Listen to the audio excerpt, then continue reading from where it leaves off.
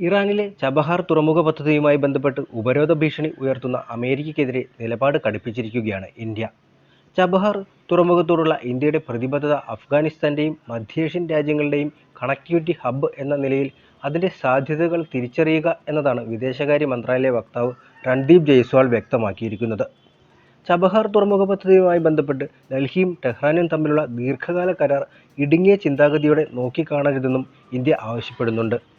ഊർജ്ജസമ്പന്നമായ ഇറാന്റെ തെക്കൻ തീരത്ത് സിസ്റ്റാൻ ബലൂചിസ്ഥാൻ പ്രവിശ്യയിൽ സ്ഥിതി ചെയ്യുന്ന ചബഹാർ തുറമുഖം ഇന്ത്യയും ഇറാനും ചേർന്ന് കണക്ടിവിറ്റിയും വ്യാപാര ബന്ധവും വർദ്ധിപ്പിക്കുന്നതിനായി വികസിപ്പിക്കുന്നതിന് തീരുമാനിച്ചിരിക്കുകയാണ്. ഏതാനും ദിവസങ്ങൾക്ക് മുമ്പാണ് ചബഹാർ തുറമുഖ കരാറിൽ ഇന്ത്യ ഇറാൻ കമ്പനികൾ തമ്മിൽ ഒപ്പുവയ്ക്കുന്നത്. ഇറാനുമായി ഉഭയകക്ഷി കരാറുണ്ടാക്കുന്ന രാജ്യത്തിന്മേൽ ഉപരോധം ഏർപ്പെടുത്താമെന്നാണ് ഇന്ത്യയുടെ പേര് പരാമർശിക്കാതെ അമേരിക്കൻ ഭീഷണി മുഴക്കിയിരുന്നത്. ടെഹ്റാനുമായി വ്യാപാര കരാർ പരിഗണിക്കുന്ന ആരും ഉപരോധത്തിന്റെ അപകട സാധ്യതയെക്കുറിച്ച് അറിഞ്ഞിരിക്കണമെന്നായിരുന്നു അമേരിക്കയുടെ പ്രസ്താവന. എന്നാൽ നല്ല നിലയിൽ പുരോഗമിക്കുന്ന ഒരു പദ്ധതിയിൽ കുത്തിത്തിരിപ്പുണ്ടാക്കാനാണ് അമേരിക്ക ശ്രമിക്കുന്നതെന്നാണ് ഇന്ത്യയുടെ വാദം.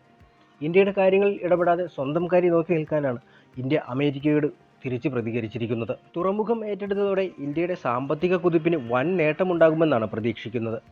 21 കൊല്ലം നീണ്ട ചർച്ചകൾക്കും പലവിധ പ്രതിസന്ധികൾക്കുമൊടുവിൽ ആദ്യമായി ഒരു വിദേശ തുറമുഖത്തിന്റെ നിയന്ത്രണം ഏറ്റെടുക്കാനുള്ള കരാറിൽ ഇന്ത്യ ഒപ്പുവെച്ചത് കഴിഞ്ഞ മെയ് 13-നാണ്.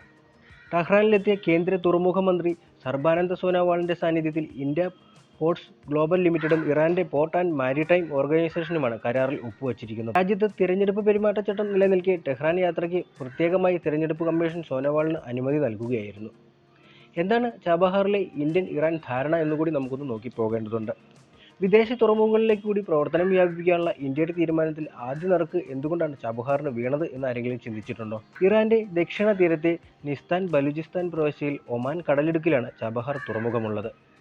ഷാഹിദ് കാലന്തേരി, ഷാഹിദ് ബെഹേന്ദി എന്നിങ്ങനെ 2 പ്രത്യേക തുറമുഖങ്ങളെ ഉൾക്കൊള്ളുന്നതാണ് ചബഹാർ. ഇതിൽ ഷാഹിദ് ബെഹന്തേരി തുറമുഖത്തിന്റെ നിയന്ത്രണമാണ് ഇന്ത്യക്ക് ലഭിച്ചിരിക്കുന്നത്. ഗുജറാത്തിലെ കണ്ട്ല തുറമുഖത്ത് നിന്ന് 550 നോട്ടിക്കൽ മൈലും മുംബൈയിൽ നിന്ന് 786 നോട്ടിക്കൽ മൈലും മാത്രം അകലെയുള്ള ചബഹാർ ഇന്ത്യയെ സംബന്ധിച്ച് വളരെയധികം പ്രാധാന്യമുള്ളതാണ്. പാകിസ്ഥാനിലെ ഗ്വാദർ തുറമുഖത്ത് നിന്നും വെറും 140 കിലോമീറ്റർ മാത്രം അകലെയാണ് ചബഹാർ ഉള്ളതെന്നാണ് ഏറ്റവും ശ്രദ്ധേയമായ വസ്തുത. കരാർ പ്രകാരം തുറമുഖത്തെ കണ്ടെയ്നർ മൾട്ടി പർപ്പസ് ടെർമിനലുകളുടെ നിയന്ത്രണം ഇന്ത്യക്കായിരിക്കും. കരാർ പ്രകാരം $12 കോടി തുറമുഖ വികസനത്തിനായും $25 കോടി അടിസ്ഥാന സൗകര്യ വികസനത്തിനായും ക്രെഡിറ്റ് വിൻഡോ സംവിധാനമായും IPGL നിക്ഷേപിക്കുമെന്നാണ് കരാറിലെ ധാരണ. ഹാർബർ ക്രെയിനുകൾ ഉൾപ്പെടെ എല്ലാവിധ സംവിധാനങ്ങളും ഇന്ത്യ ഇവിടെ ഒരുക്കും. ഇതുവരെ $2.5 കോടി വിലയുള്ള 6 മൊബൈൽ ഹാർബർ ക്രെയിനുകൾ ഇന്ത്യ ചബഹാറിന് കൈമാറിയിട്ടുണ്ട്. 2018 മുതൽ ഇതുവരെ 84 ലക്ഷം മെട്രിക് ടൺ ചരക്ക് ചബഹാർ വഴി കടന്നുപോയിട്ടുമുണ്ട്. കോവിഡ് കാലത്ത് 25 ലക്ഷം ടൺ ഗോതമ്പും 2000 ടൺ ധാന്യങ്ങളും ഇന്ത്യ അഫ്ഗാനിസ്ഥാനിലേക്ക് സഹായമായി അയച്ചതും ചബഹാർ വഴിയാണ്. വലിയ ഇന്ധന നിക്ഷേപമുള്ള ചബഹാറിൽ 1973-ൽ ഷായുടെ ഭരണകാലത്താണ് തുറമുഖ നിർമ്മാണം തുടങ്ങുന്നത്. എന്നാൽ 1979-ൽ ഇറാനിയൻ വിപ്ലവത്തെ തുടർന്ന് ഷാ ഭരണകൂടത്തെ അട്ടിമറിച്ച് ഇസ്ലാമിക് റിപ്പബ്ലിക് ഓഫ് ഇറാൻ സ്ഥാപിതമായതോടെ തുറമുഖ വികസനം താൽക്കാലികമായി നിലയ്ക്കുകയാണ് ചെയ്തത്. 80കളിലെ ഇറാൻ-ഇറാഖ് യുദ്ധസമയത്താണ് ചബഹാർ തുറമുഖത്തിന്റെ സാധ്യത ഇറാൻ തിരിച്ചറിയുന്നത്.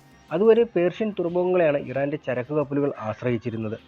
എന്നാൽ ഈ തുറമുഖങ്ങളിൽ ഇറാഖ് വ്യോമസേനയ്ക്ക് എളുപ്പത്തിൽ ആക്രമണം നടത്താനാകുമെന്നത് മുന്നിൽ കണ്ട് ഇറാൻ ചരക്ക് നീക്കം ചബഹാർ തുറമുഖം വഴിയാക്കുകയായിരുന്നു.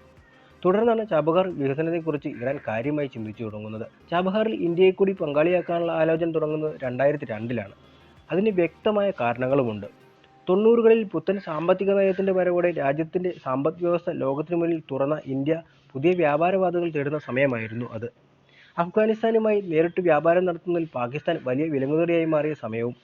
അഫ്ഗാനിസ്ഥാനിലേക്കും മധ്യേഷ്യയിലേക്കും റഷ്യയിലേക്കുമെല്ലാം ചരക്കെത്തിക്കാൻ ഇന്ത്യക്ക് ഏറ്റവും എളുപ്പമാർഗം പാകിസ്ഥാനിലൂടെയുള്ള വ്യാപാര പാതയായിരുന്നു. എന്നാൽ ഇന്ത്യയുമുള്ള ശത്രുതയെ തുടർന്ന് ഇന്ത്യൻ ട്രക്കുകൾ തങ്ങളുടെ റോഡുകളും ഇന്ത്യൻ കപ്പലുകൾ തങ്ങളുടെ തുറമുഖങ്ങളും ഉപയോഗിക്കുന്നത് പാകിസ്ഥാൻ വിലക്കി. ഇതോടെ ഇന്ത്യ പ്രതിരോധത്തിലാവുകയും ചെയ്തു.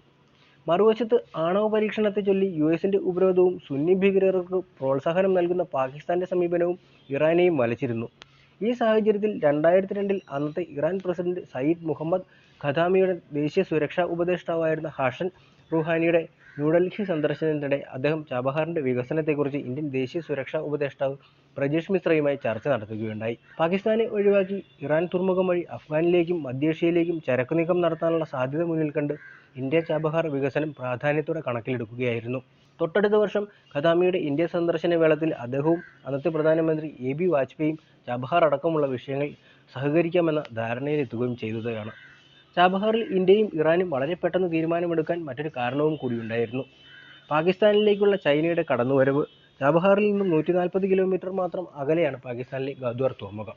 തങ്ങളുടെ ബെൽറ്റ് ആൻഡ് റോഡ് പദ്ധതിയിൽ ഉൾപ്പെടുത്തി ഗ്വാദറിൽ വികസനം നടത്താൻ 2002 ചൈന കരാറിൽ ഒപ്പിട്ടിരുന്നു. $24.8 കോടി മുതൽ മുടക്കിൽ ഗ്വാദറിനെ ആഴക്കടൽ തുറമുഖമായി വികസിപ്പിക്കാനായിരുന്നു പദ്ധതി. എന്നാൽ കരുതിയ വേഗത്തിൽ ചാബഹാർ തുറമുഖ വികസനമോ ഗ്വാദർ വികസനമോ മുന്നോട്ടു പോയില്ല. ഈ പ്രതിസന്ധികളെ എല്ലാം തരണം ചെയ്താണ് ഇപ്പോൾ ഇന്ത്യ ഇത് ഏറ്റെടുത്തിരിക്കുന്നത്.